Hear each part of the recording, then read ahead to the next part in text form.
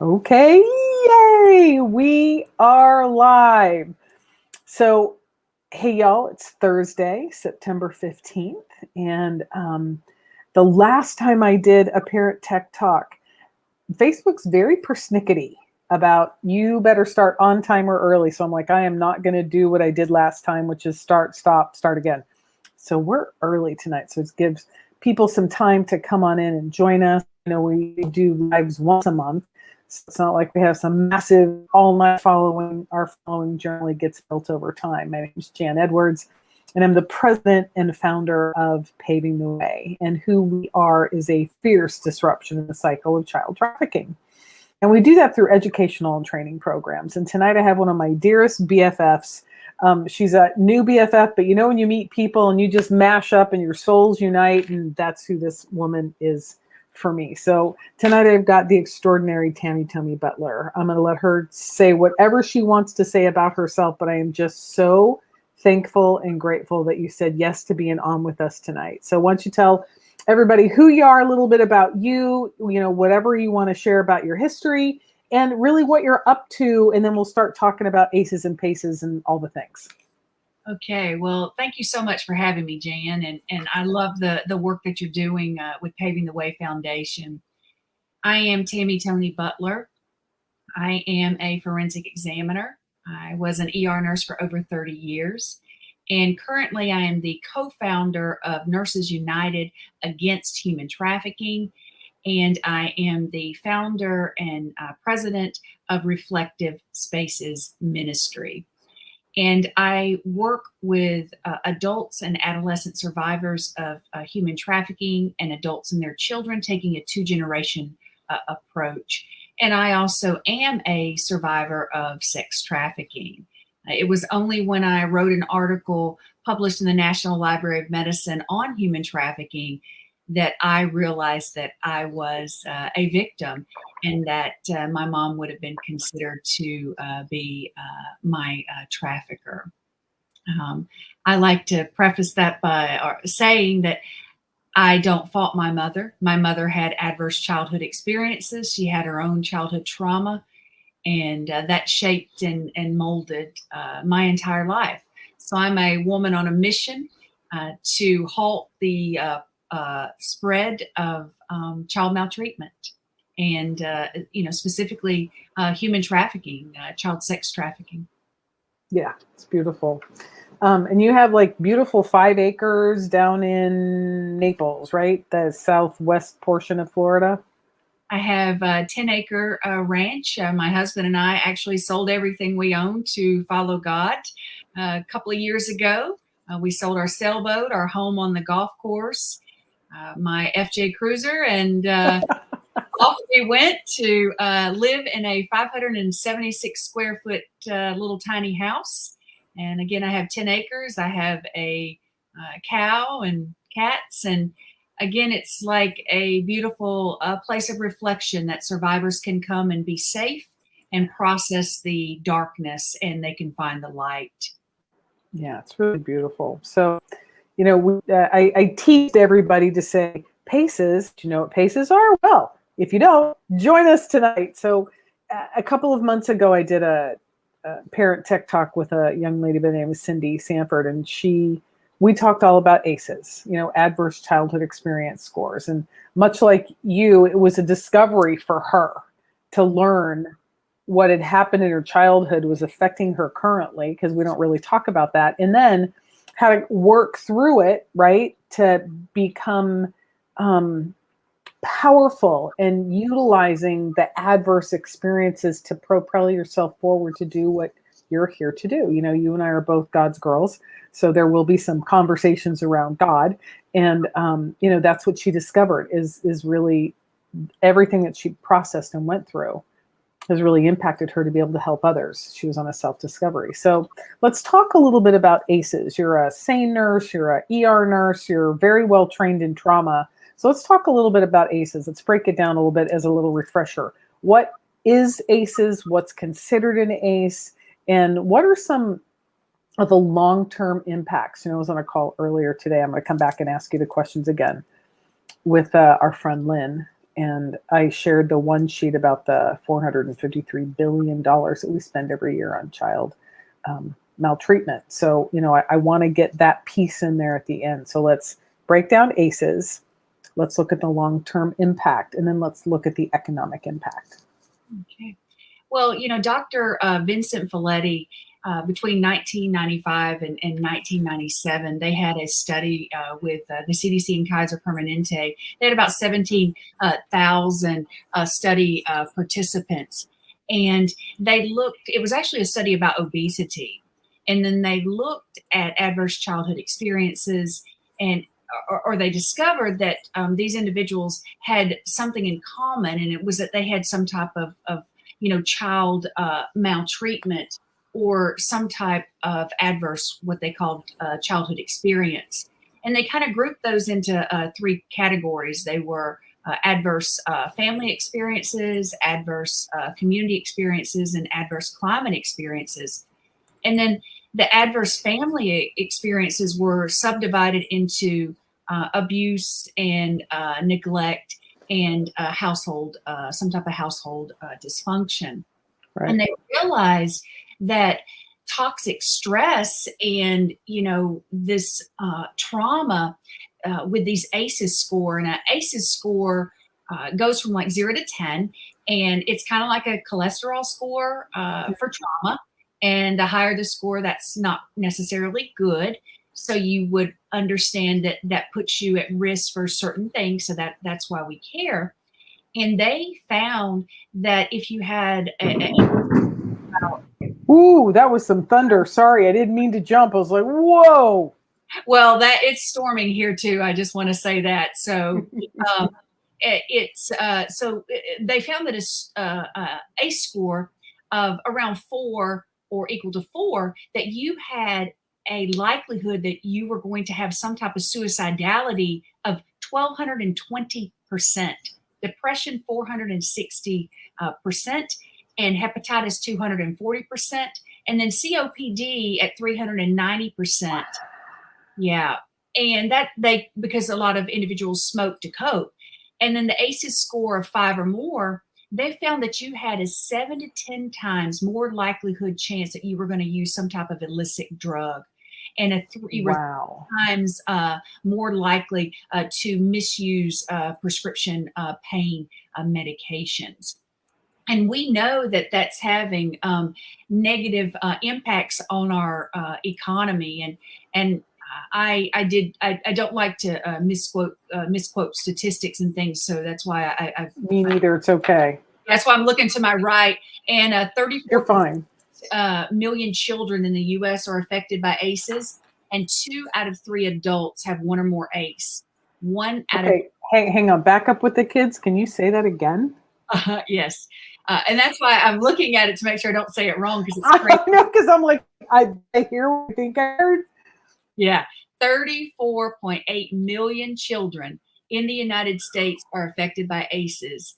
2 out of 3 adults have 1 or more ACE, and 1 out of 8 adults have 4 or more ACEs.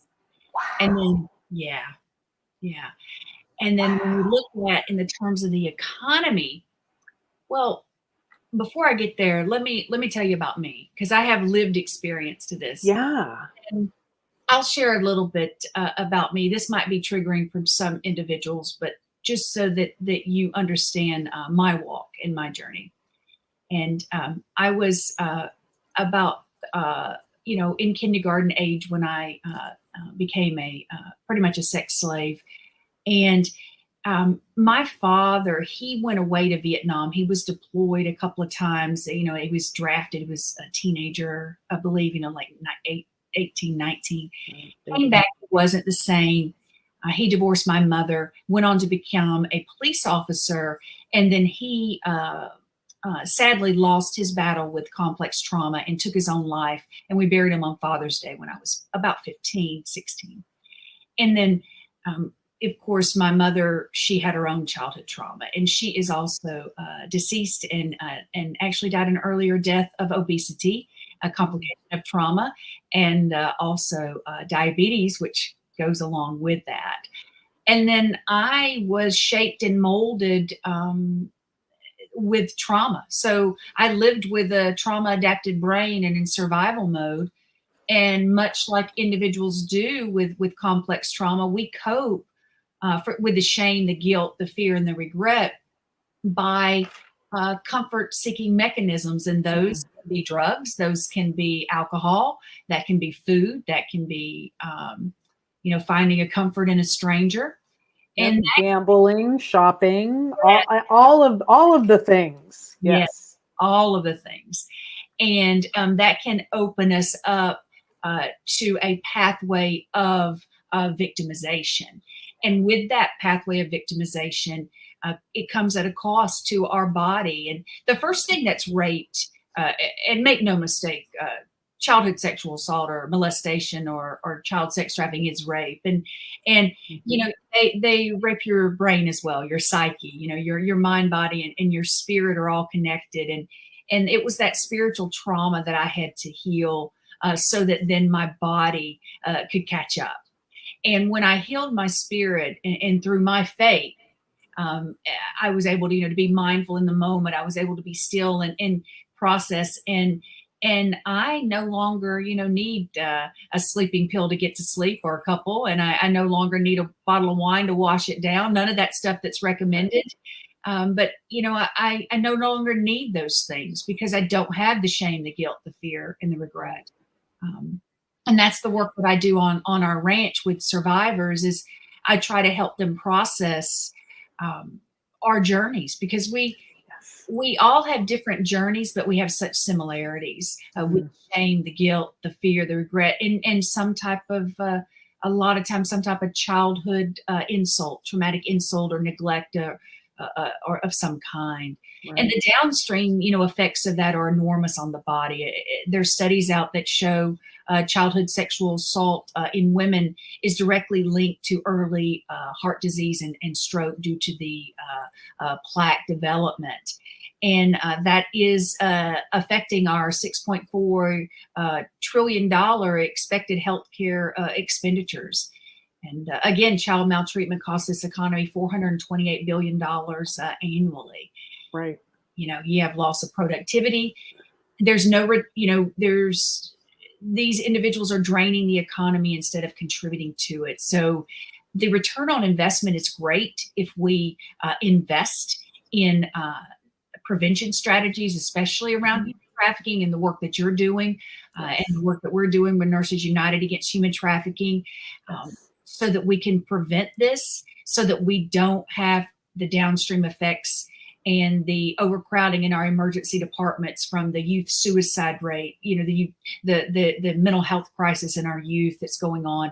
When we look at our sexually transmitted infections and all, the downstream effects of those, and we really have to understand the impact that childhood trauma has. Absolutely. You said a term, and I typed it in so I wouldn't forget it, because I think this is so important for people to really grasp before we go on to the positive side of people, right? Of PACEs and positive childhood experiences is unless you actually really know what something is, there's no way you can find a solution for it, right? And you can put a Band-Aid on it. You can sweep it under the rug. You can pretend it's not happening. You can stick your fingers in your ears and go, la, la, la, la, la. But the reality is, we had 29 million reports of online child sexual abuse last year, up from 21 million. So you can't turn your head away anymore. So this stuff is real, right? And the question always comes up, and I know you get it. And every time it happens, I get a little, the hairs on the back of my head stand up and I'm like, just breathe, Jan, just breathe. They don't know. The question always comes up, well, why didn't you leave? You could have left. How come you didn't go? And I know what you said was the trauma adapted brain that's the impact of it. So can you pull that apart a little bit for us as to what is a trauma adapted brain? And how does that connect and answer the question, well, why didn't they leave? Or why didn't they tell someone? Or why didn't they, the assumption, fill in the blank? Because I love busting up that myth, because once people get it, it's like, oh. everything that we take in, we hear, we see, everything affects our brain. And we have this emotional memory that's housed in the amygdala. And it's like if you wreck on a bicycle and you see that bicycle, then you remember how you felt, the smells, everything around that moment when you wrecked, when you knew you were going to have that accident, and you did. And it leaves an imprint on your brain, but it also leaves a imprint on your soul, your spirit. Mm-hmm. And it creates a pathway to when you see, that trigger, that something that's like that, then you get triggered again. And that can send you into what they call like an emotional flashback. And you can have just this profound shame and guilt or anger. I used to be so angry, and the things that would come out of my mouth were just atrocious. And it hurts me to know that even I hurt individuals that were even close in my circle, because I was so messed up on the inside. And traumatized. You were traumatized. A lot of kids, and adults that have had such trauma, they will act out in anger, and they want you to focus on that negative behavior instead of what is going on inside of them, because we feel so dirty. We feel just awful. And it doesn't matter how successful. I threw myself into being a wounded healer, and I thought if I healed everybody else, I'd heal myself. And I didn't realize that it started to manifest itself through, you can have like somatic complaints, which is like back pain with no real organic cause, no cause. You can have headaches. You can have just general fatigue in your body. There's things that it can manifest in behavioral outbursts. Addiction, individuals struggling with addiction because you're just trying to lift off the weight of trauma. And if you go to our website, Nurses United Against Human Trafficking, we have at www.nuaht.org, we have human trafficking training, and it's 101, 102, 103, and 104, and we are rolling out our learning management system. And the reason why I'm plugging us is not to plug us, but it is she's just like, yeah, it is.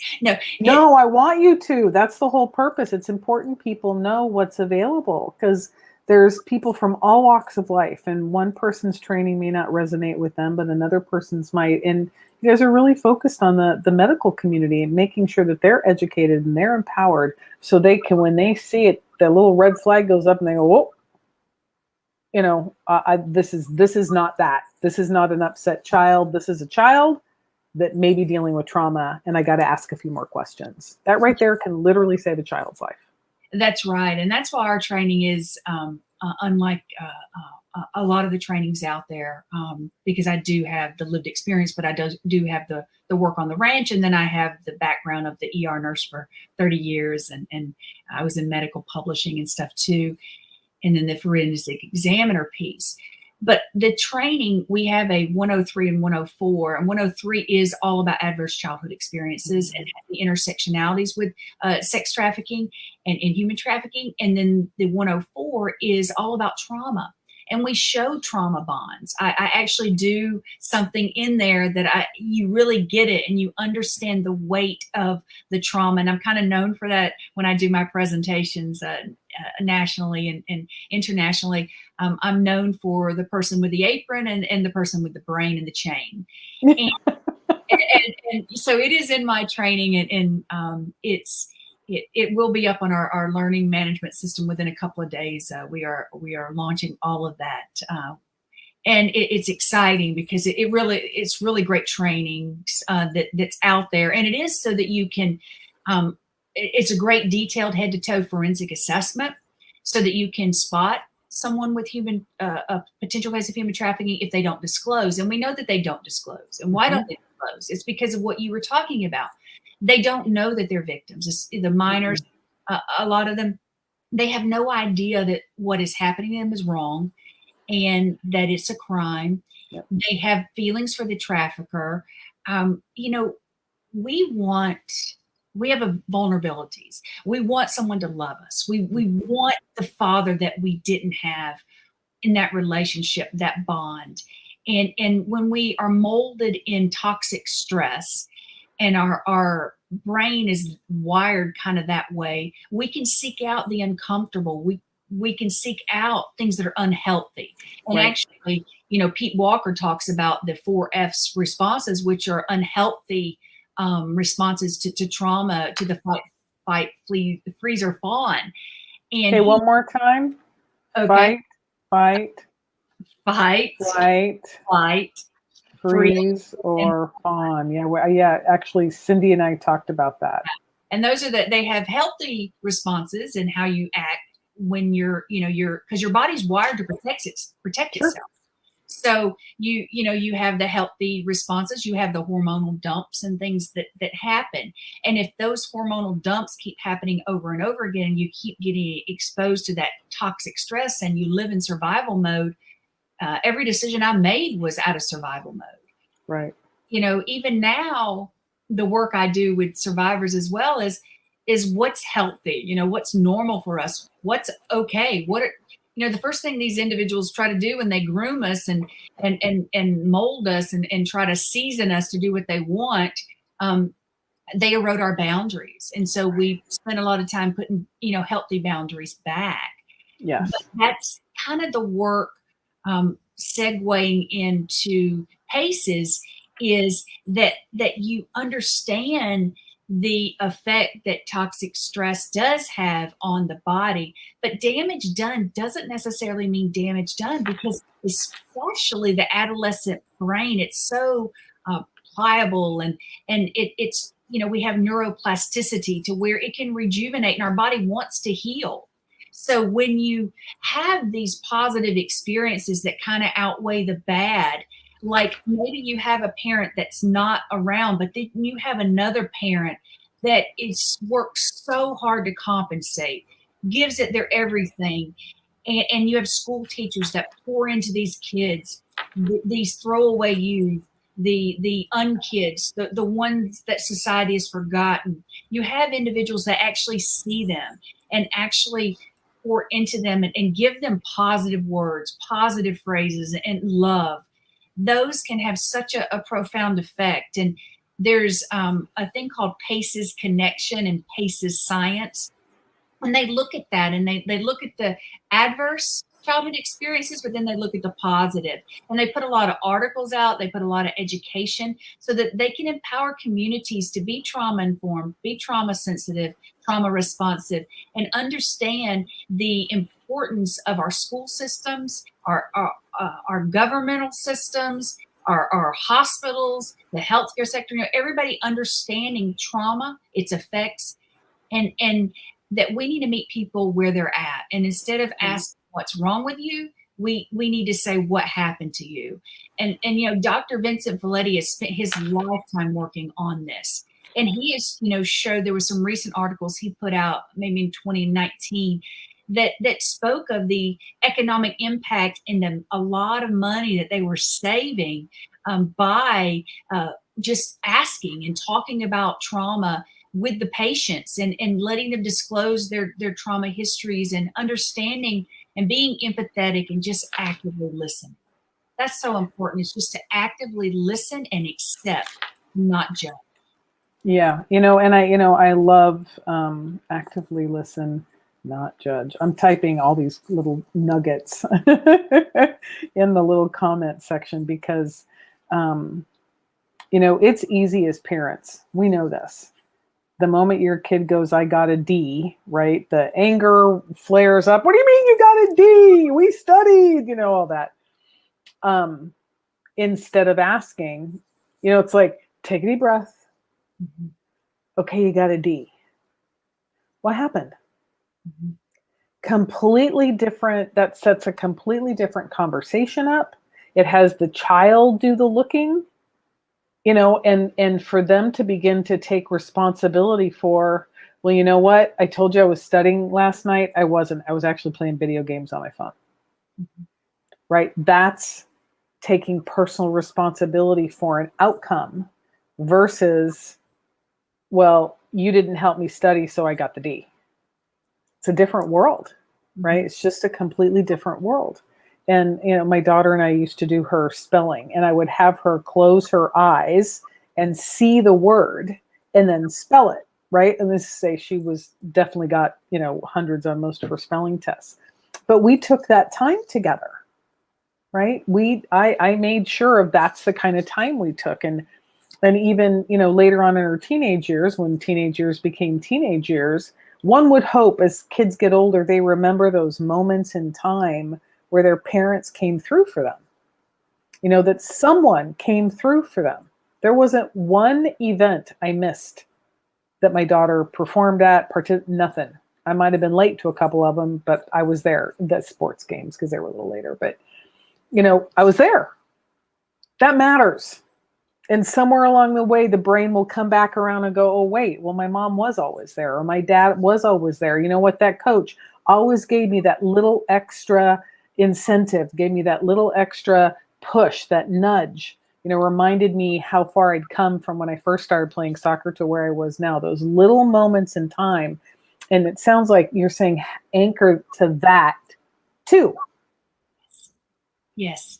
And I don't have a lot of memories from childhood, and a lot of us, we don't. Trauma survivors, and there's a reason, because when you look at it from the brain perspective and the neurobiology of trauma, these hormones that get dumped, the cortisol and the epinephrine, the other cortisones, the catecholamines that get released, they can affect encoding in your brain, and to where the memories don't stick.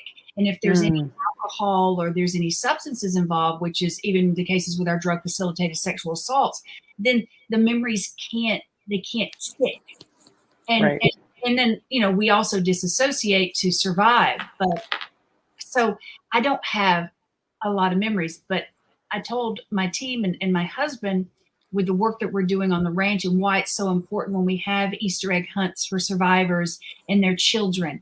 And, Yes. I didn't have a lot of those things, even, as a kid and as an older adult, to have some of these fun things and these positive memories, they help, because the memories that I have were, I just remember church functions.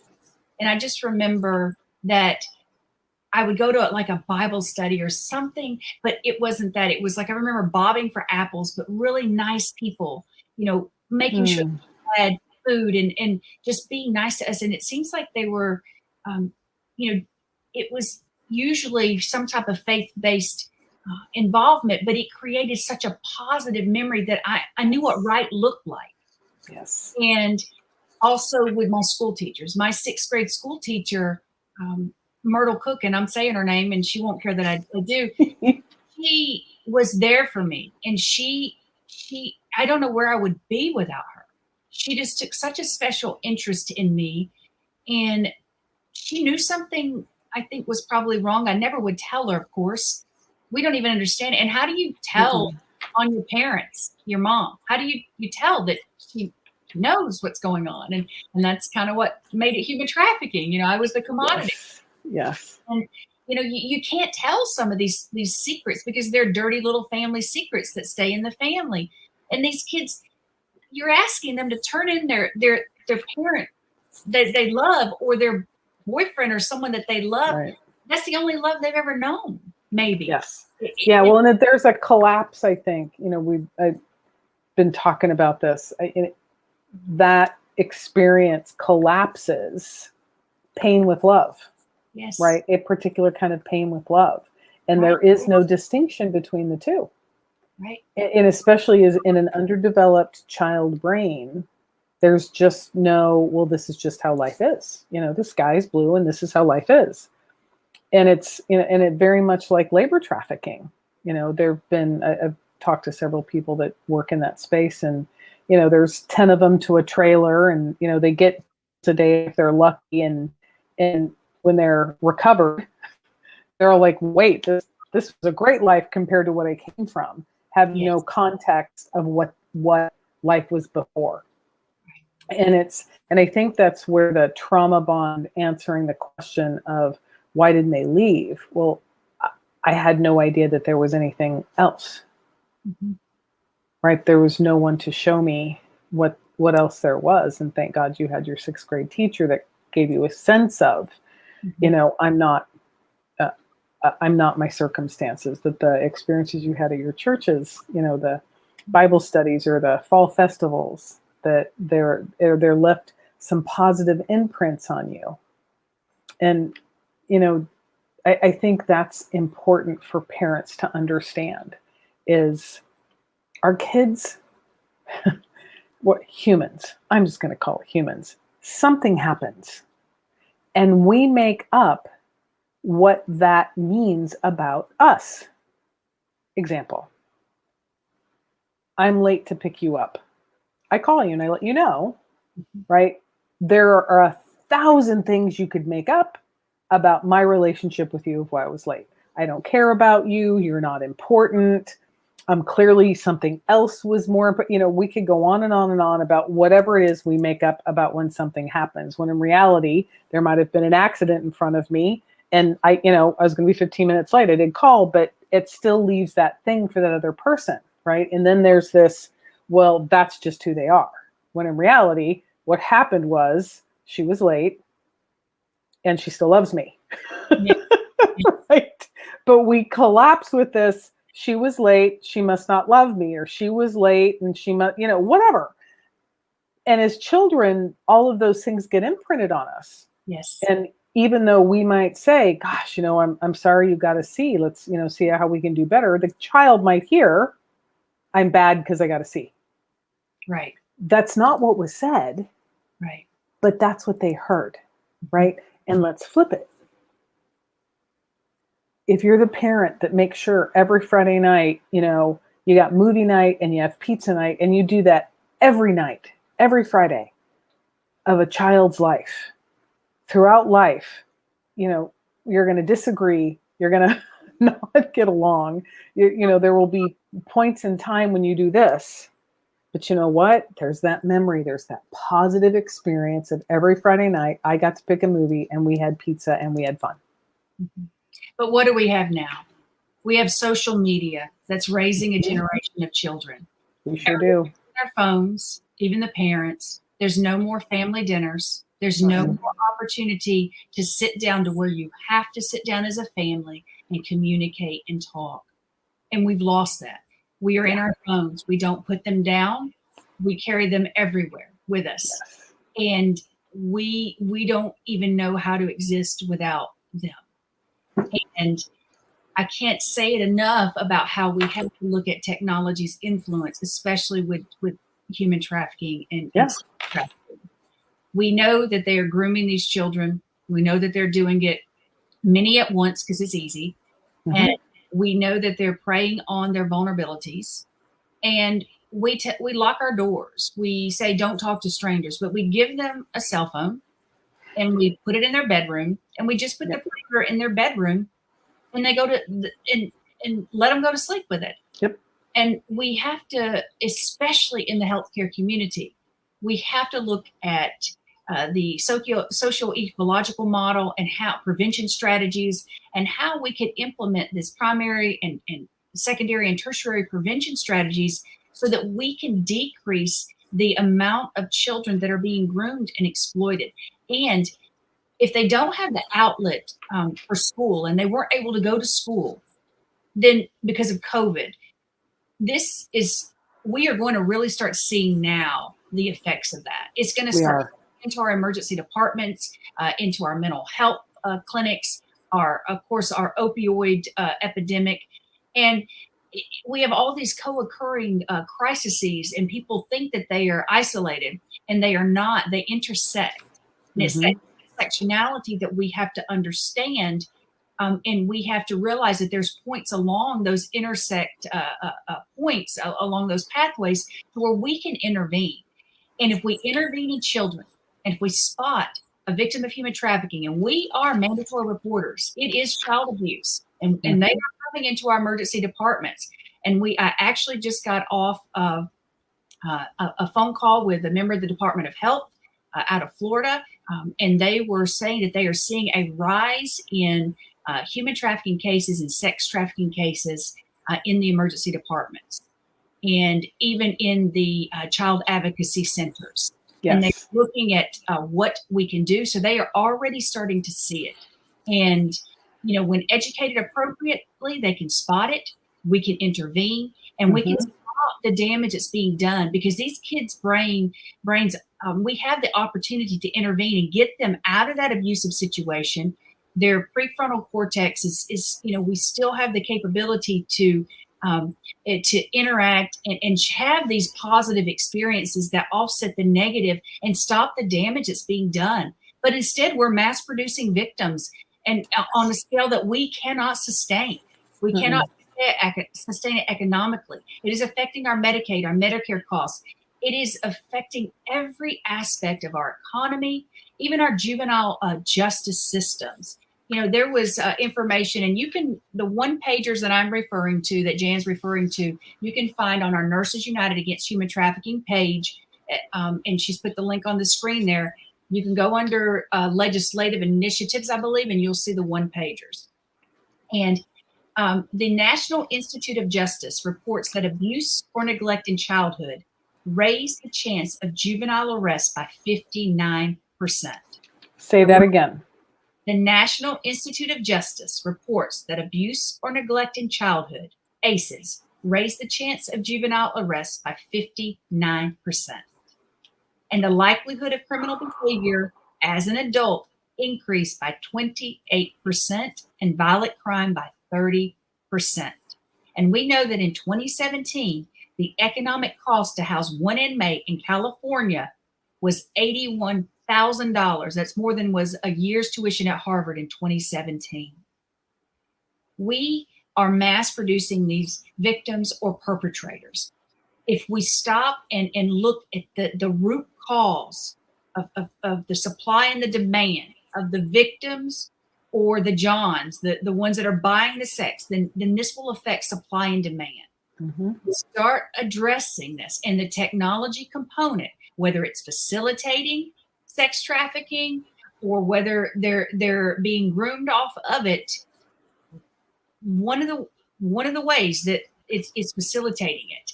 And we have to understand that and put safeguards in place to protect these vulnerable children, because they don't have the prefrontal cortex capability to understand the downstream effects of what they're doing. And these are master manipulators. Oh, for sure. Good at grooming. For sure. I was on a call earlier with two of our compadres, and they were talking about Reddit and the subreddits and the volunteer, right? I forget what they're called. What are they called? When they're looking at moderators, the volunteer moderators, right? That are actually uploading the content. Yes. But because they're volunteers, Reddit's not held responsible, right? And you know, look, I get that this little magical tool, what our kids are attached to. I get it. I really do. I get it. And it is magical. Like, there are mornings when I wake up and I'm responding to I'm laying in bed and I'm responding to emails and posting stuff and sharing stuff and cutting and pasting all on this little itty bitty screen, right? When I went in to talk to the 5th grade class earlier this year, and they all told me they had a tablet and all of them had a phone but one. 5th grade, right? So we're talking 10 years old. Because I remember earlier this year, NCMEC had dropped the average age from 11 to 14 to 10 to 13. And I'm like, that's weird. Like, why is that? So here we are a few months later, and I'm in a 5th grade class, and they share that, oh yeah, you know, our school system gave everyone K through 3 an iPad and 4 through 12 a tablet. I was like, oh, so you gave our child access to the world, and then you also gave the world access to our children. Yes, and you didn't put any seatbelts in place on the internet. You know, you put a seatbelt in a car, but you don't put a seatbelt on the internet. You don't put these safeguards in place. Yeah, it's a city without walls. You know, I remember that from our trip up to DC, is a city without walls. And the challenge is, and Rick said something really great today. He said, you know, you or I don't know how a combustion engine works, right? That's sitting in our cars. I don't know how it works. We know if we change the tires, make sure there's oil and there's water in the water pump and there's gas in the car. It runs. I don't need to understand how it works to run. Online and social media is the same thing. And actually, it's a great opportunity to have your kids school you. Mm-hmm. And they might get a little impatient. My daughter used to scoop my, because I wasn't doing it fast enough. I'm like, hang on, let me do it so I can learn, right? You doing it for me doesn't let me learn. And kids love teaching their parents something. Right. And they get that little pride of, yep, I hooked my mom up on Instagram, So they get that feeling of doing something that their parents don't know, and you get to learn. And now this is a new bonding experience. Right. You don't need to understand how it works. You just need to start the conversations. And I get out of anybody that's inside this work, along with a handful of other people that, I know they're out in front with their, the kids on the daily, is we know this is a challenging conversation. Yes. We do. But here's the thing. We got to get our brave on. We got to be comfortable in being uncomfortable, because our children's lives are literally at stake. Yes. And look at literally at stake. I'm sorry, I didn't mean to talk over you. No, Look at it's okay. ILO numbers from the International Labor Organization that they put out. There's over 50 million enslaved. And we have to get a handle on this. This is not a technology issue. It is a public policy issue. It is a public health issue. Yes. I mean, we have to put Surgeon General warnings, pop-ups before these kids even download these apps, especially with this anonymous dating and anonymous sex. Yeah. There's so much that we have to do there. Lynn was talking about, she was walking home. She lives in New York, and there were this, because middle school kids, they all walk in packs. And she was saying that there were these girls that were taking their, pulling their tops up and taking pictures, or taking pictures, and then letting the boys up front go, hey, we're sending you the pictures right now. Now, they have no concept of what that's going to do later. No idea. All they know is somebody dared somebody, or somebody said whatever, and parents have no idea. I can feel the cringes of the parents listening to this right now going, they did what? My child would never do that. I got news for you. We talked to thousands of kids, right? And over the past year or so, we've talked to them about, because we're in the process of developing a mobile app. And one of the questions we ask them is, have you ever sent an inappropriate picture to someone, whether you know them or not? There's not one kid that hadn't done it. Not one. And they trusted me. I'm not going to tell their parents, right? That's their job. Mm-hmm. And then we'll talk to the parents and go, have you checked your kid's phone? Because they don't know. Well, and we have to also understand, and that's our role too, is we have grandparents, because we have a lot of opioid orphans. Yes. And they are raising these children, doing the best they can. And they don't understand all this technology stuff. And I would be intimidated. So, we have to understand that we have to educate them appropriately, even and hook them up with, sites like NetSmarts and those that can have this information that's there to help them put these safeguards in place. And we do need to go through the children's phones. We have to understand that if they're taking pictures in front of a mirror, that's a little bit, you need to look at that, because we see that commonly, in cases of commercial sexual exploitation in children, and posing in front of mirrors and things. And, if they have more than one cell phone, or a hotel. And I'm sorry, there's a new thing happening on Facebook now, because I'm noticing all my friends are doing the mirror picture. I'm like, ooh, careful. Yes. Careful. I know your outfit looks snappy today, but that's just showing other people to take mirror pictures, right? And that's, there's so much happening out in the world right now. There's so much happening, in families. There's so much happening in our communities that it's really easy to get bogged down. And I think there's ways that we can have parents create positive childhood experiences, right? So you said something about a Easter egg hunt, right? Easter egg hunt. So what are some things that you can suggest to parents, that they can go out and try to do with their kids to create a way to, be playful and have fun that creates that bond with them. Well, and I think that we equate a good time with materialistic possession. And you don't have to have those things. You can just go on a walk with them. You can, just sit. They want you to listen to them. That's what they want. They want you to just walk with them and listen, even if it's, walking in a pasture and looking at a cow like we do. Whatever it is, they just want you to spend time with them and look at their drawing and just take 30 minutes. Just take it without the cell phone, without any interruptions, and just make that child feel like they are the most important thing in your life. And just speak positive to them. Words matter. And we can just tell them they're beautiful, that you love them, that they're strong, that they're fearfully, beautifully, and wonderfully made. Just tell them that they matter, and that, because I was put down my whole life. You're worthless. You'll never amount to anything. It was just that gaslighting, that manipulation, that torture, that goes along actually, and it's called seasoning. With in the human trafficking space, they break down your psyche, your defenses. They erode your boundaries, and they do that. It's this psychological manipulation, this coercive control.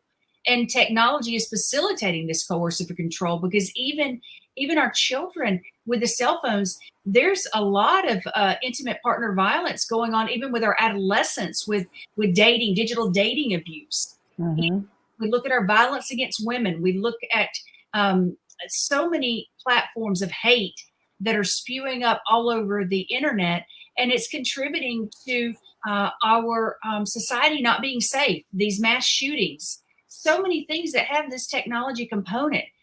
Gone are the days that big tech can just do what it wants to do. We have to put safeguards in place. And even if we don't know how to act, like even in the 1980s when HIV and AIDS was a problem and we didn't know what to do, we dressed up in spacesuits, went into our patients' rooms, and we didn't know anything.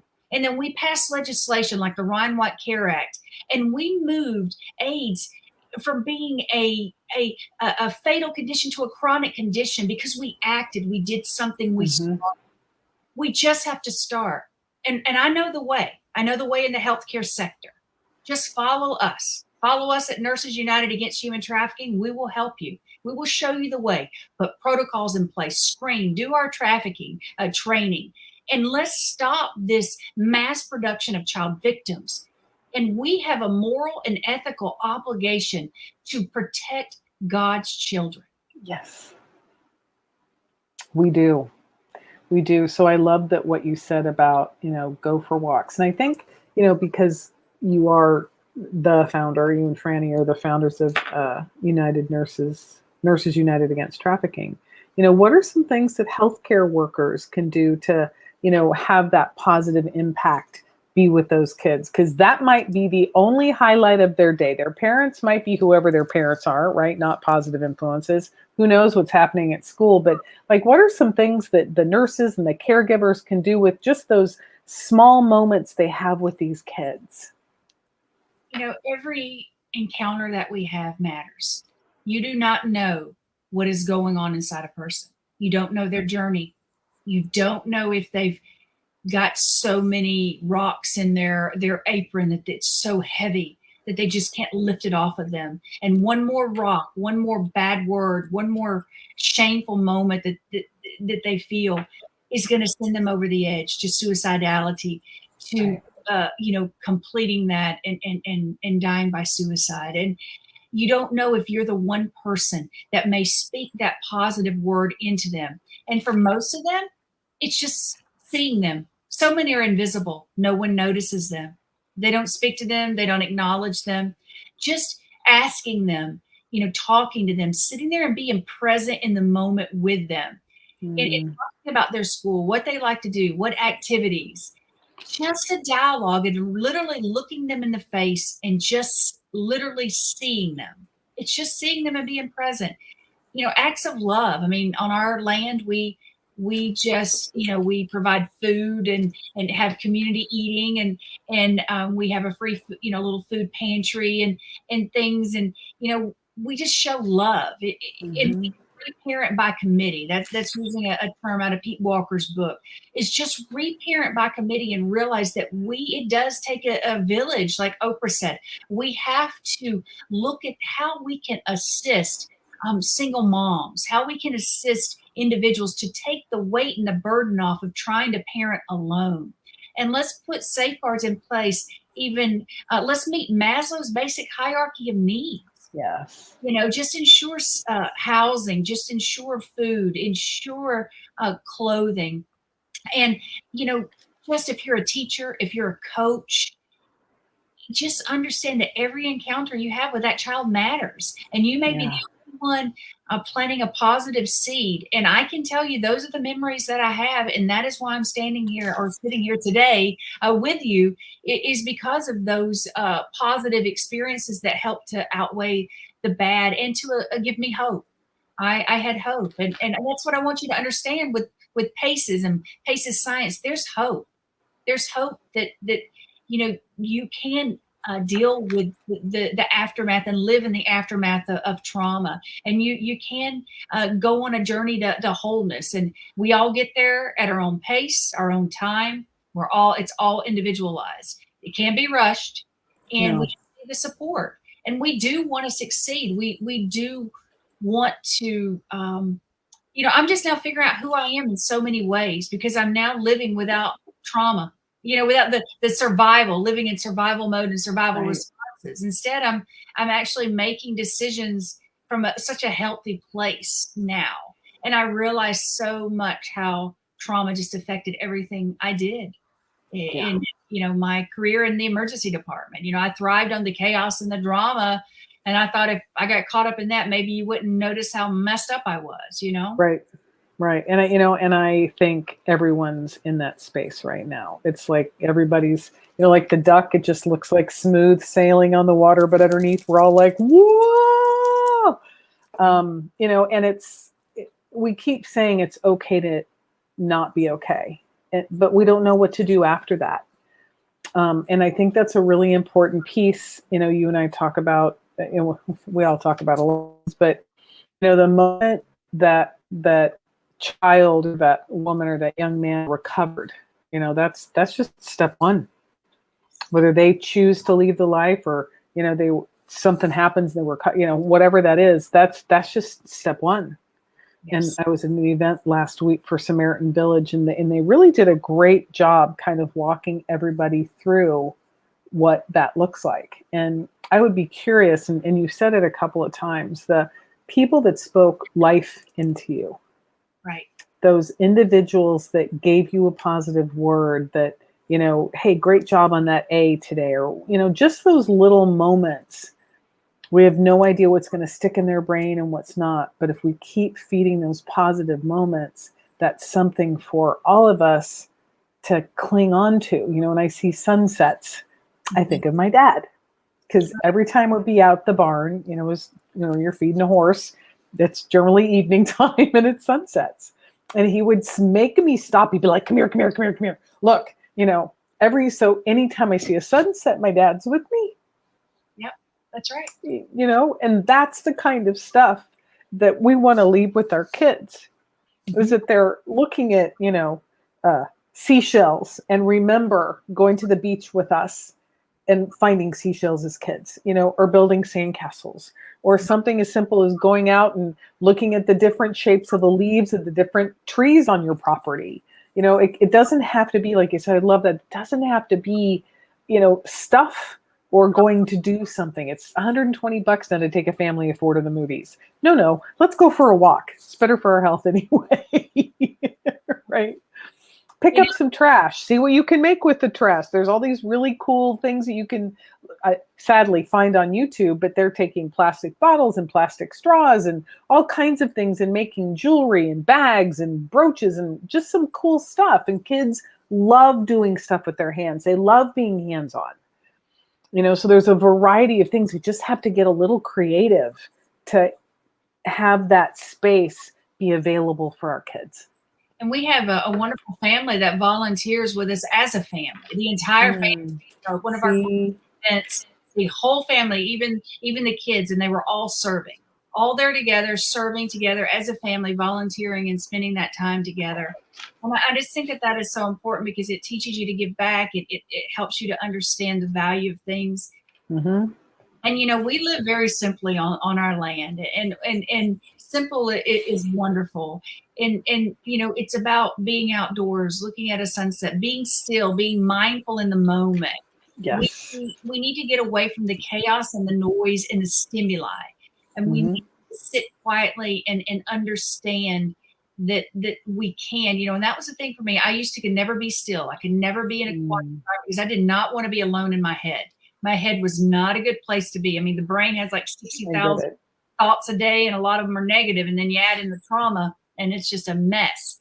And so I had to learn to be in quiet and then, you know, listen to that still small voice and be able to find peace just from being still, just Yeah. doing nothing, you know. And I think that that is just so important to go on these nature walks, to do something for. And I know everyone's busy, but just take that time. And it's just crazy that those are the memories I have. I don't have any memories. I didn't have a good upbringing. I didn't, you know, I had trauma. I had Yeah. bad stuff go down. And so to have those are the memories that I have. It is the positive from the coaches, the teachers, those in the school system, the Yeah. faith-based community, a lot of those wrapping their arms around us and just loving us unconditionally, accepting us, Yeah. and that those are the things that truly matter, and that's what, you know, paces is about. And you know, when you look at positive childhood experiences, you talk about resilience, you know, research, and you build on the knowledge that the brain is plastic and the body does want to heal. And this part of paces science includes evidence-based practice as well as practice-based evidence by people, organizations, and communities that are Mm. creating trauma-informed and resilience-building practices. And this ranges from looking at how the brain of a teen with a high ACEs score can be healed with things like cognitive behavioral therapy, being, you know, mindful in the moment, faith-based spiritual support, and how schools can integrate trauma-informed and resilience-building practices that result in an increase in students' scores, their test grades, and their graduation rates. Mm. By us looking at this, looking at positive experiences instead of detention, maybe put them in a room to where they can be quiet, get mindful in the moment, Yoga, meditation, prayer. Yes. deal with their trigger, deal with that moment, and you know, understand the kids that have trauma, you know, flag them in some way in your, you know, school system, in your computer, so that individuals know that you want to be sensitive with these individuals because they do have a history. Mm-hmm. Have to understand that history. And we don't do well on holidays like Father's Day, Mother's Day. You know, they're reminders of things we didn't have. And we you have to understand that around certain birthdays, around certain timetables, the individuals can get triggered or go through this trauma cascade of emotions Right.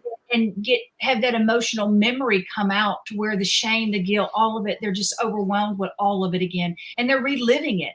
So when you get them mindful in the moment and let them understand that they're not back there, that they're here, that they're safe, you can get them in that zone of tolerance. There's this window of tolerance, and they're not hyper aroused or they're not hypo aroused. And what we're finding is there are a lot of kids getting labeled with ADHD and numerous you know, disorders. They're being put on multiple medications as adolescents, and they aren't addressing the trauma and Yeah. the fact that these are coping mechanisms or traumatic responses, you know, Yeah.